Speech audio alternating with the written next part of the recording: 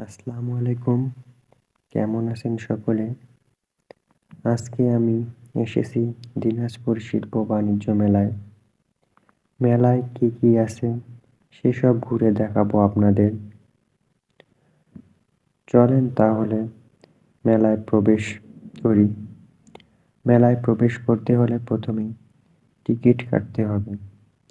আর টিকিটের মূল্য 20 টাকা। আমি একটি টিকিট কেটে ভিতরে প্রবেশ করলাম। প্রবেশ করেই বাম এবং ডান সাইডে অনেক দোকান দেখতে পারবেন। আমি সেসবে না গিয়ে সোজা মাঝ বরাবর ঢুকে গেলাম। ভিতরে ঢুকে প্রথমে চোখে পড়বে বাচ্চাদের জন্য স্লিপার রাইড। এই স্লিপার রাইডে বাচ্চারা কি সুন্দর করে খেলতেছে দেখুন, কত লাফালাফি করতেছে, কি সুন্দর দৃশ্য।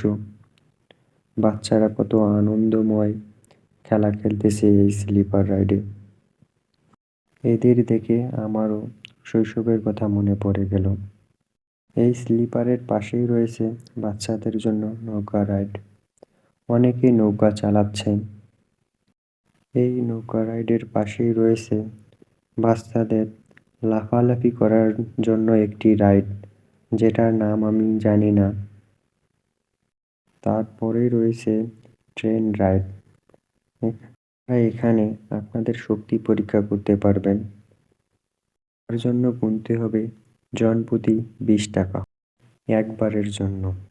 ছোটদের পাশাপাশি বড়দের জন্য রয়েছে অনেক রাইড।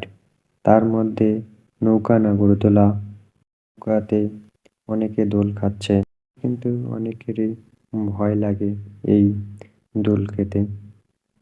এই নৌকার পাশেই রয়েছে চরকি। বাচ্চাদের মতো অনেকেই সেসব চরকিতে দোল খাচ্ছে আর ঘুরতেছে। কি সুন্দর দৃশ্য দেখুন, তারাও যেন তাদের শৈশবকে ফিরে পেয়েছে। এবার আমরা মাঠটা দেখব। এই সেই বড় মাঠের মেলার দৃশ্য। মেলাটি বিশাল এলাকা জুড়ে অবস্থিত। তবে এরপরেই দেখতে পাবেন নাগরদোলা। তবে নাগরদোলাটি খুব বেশি বড় ছিল না। রাতের অন্ধকারে নাগরদোলার লাইটিং দৃশ্যটা খুবই ভালোভাবে ফুটে উঠবে বলে আমার মনে হয়। এবার চলেন মেয়েদের জন্য কসমেটিকের দোকানে। সেখানে মেয়েদের জন্য রয়েছে চুড়ি, গহনা, আরো কত কিছু। সব কিছু পাবেন এই মেলাতে। এখানে আরো পাবেন বিভিন্ন ধরনের টেডি। চাইলে আপনি আপনার প্রিয় মানুষটির জন্য কিনে নিতে পারেন টেডি গিফটের জন্য। এখানে পাবেন লাল ভালোবাসা। আপনি আপনার ভালোবাসার মানুষকে 14ই ফেব্রুয়ারিতে গিফট করতে পারবেন। থেকে আমার কাছে ভালো লেগেছে এই লাইটিং গেটগুলো। কি সুন্দর লাগছিল এই রাস্তাটা। এই রাস্তায় হাঁটা শেষ হলে তারপরও আবারও চলে যাই নাগরদোলার কাছে। তবে জেনে রাখুন, রংপুর বিভাগের মধ্যে বড় মেলা হলো এই দিনাজপুরের বড় মাঠের মেলা।